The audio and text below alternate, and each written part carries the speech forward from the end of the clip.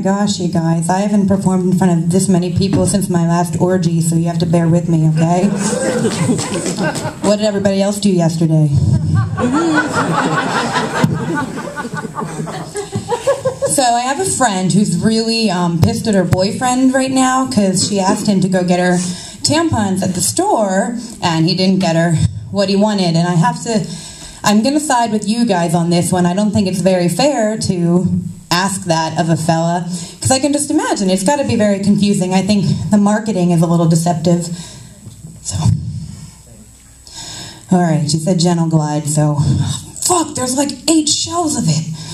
Okay, all right, what do I get? Okay, super, all right, that sounds good. That's great, super. I mean, what could be better than that? Super plus.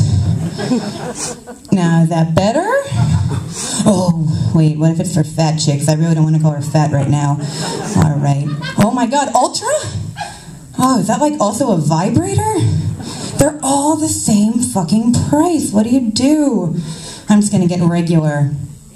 Oh, scented or unscented? It's just really not fair, so... I'm sorry, I sneezed. I might do it again. So it is complicated, I can imagine, for you guys. If you ever have to do that, I'm sorry. But one thing, I don't think that the scented versus unscented thing should even be an option. Ladies, you know that it's not good for your cooter to put perfumed shit up there, right? And who the hell do you really think you're kidding with that one? Like, oh my God, you are being such a bitch. Are you on the rag or what? On the rag? On the rag? How could you say such a thing? If you smell my general crotch region, you'll see it smells inconspicuously like wildflower, so I don't know why you'd say it. I'm on the rag.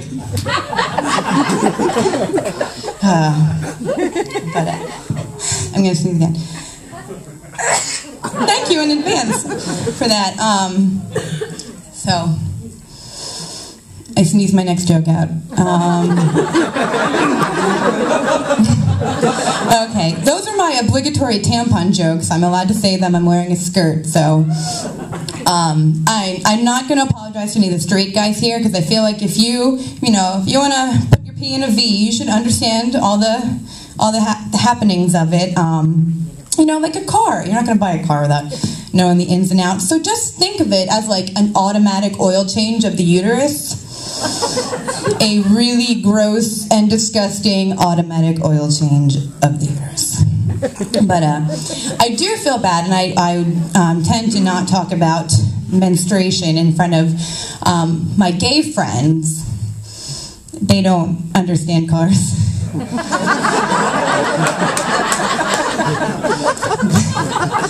But the real reason is, of course, that, they're indifferent to vaginas, and that's one of my favorite things about hanging out with gay guys. There's no pressure, and, well, obviously we both have lisps, so I don't feel alone anymore. But we have a lot of shared hobbies.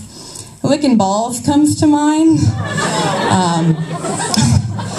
We can and do talk for hours about that. I don't know about you guys, but I've gotten a lot of good tips from my gay friends, but I'm going to keep them to myself. So,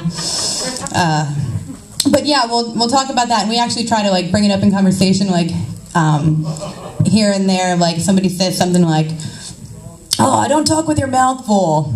You know what that makes me think of? And the answer is licking balls. So. Oh, there's a hair in my mouth. You know what that makes me think of? Licking balls. Yes, great. Oh, everybody just do that from now on in conversation. It'll be great. It's kind of like our answer to "that's what she said" jokes, which I do appreciate. Don't get me wrong, but I do hate if you say if there's a good "that's what she said" joke and somebody says, "Oh, a nice reference to The Office," because Steve Carell says a lot of those on The Office. If you watch it, it's a good show, and I'm not saying anything bad about it, but comparing "that's what she said" jokes to The Office is like somebody telling a knock-knock joke and you saying, "You watch Sesame Street too?" It's silly. wish I'd sneeze because I don't know what to say. That's what she said.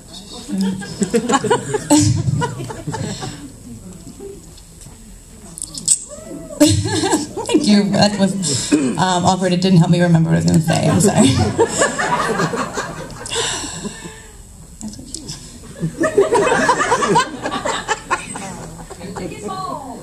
I know, that's what I'm thinking about. Yeah. Now I'm even more distracted. But, oh, I got it. Okay.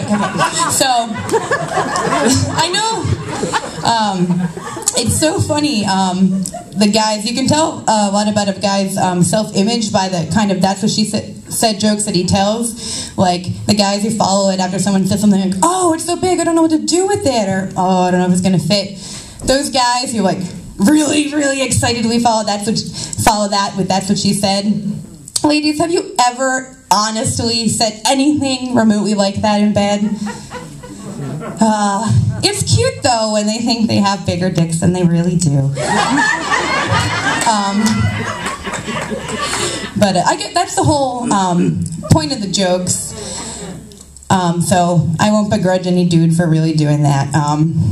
I guess I'm just jealous because you guys can get way more excited about your cocks than I can about my veg because you know that whole oil change thing. So, like for instance, a guy came up to me in a bar recently and he was like, you know, my dick is like frosted flakes. And you can imagine where he's going with that. Right. But I like to hold guys accountable for their terrible pickup lines, so I was like, really? Do you have like shingles of the dick? Because, I mean, that's a horrible mental image.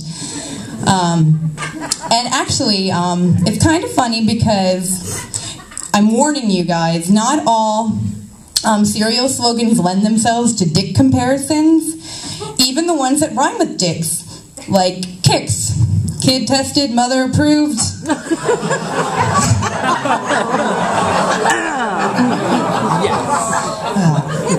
But some of them do work, particularly if you're in West Virginia. Corn Pops. Gotta have my pops.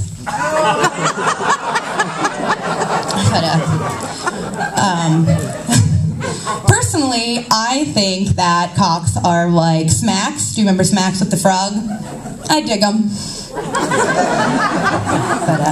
you know, I was actually in the grocery store recently, and the announcements came on with the little advertisements for in-store specials and all that, and it began with, "Are you a cereal lover?"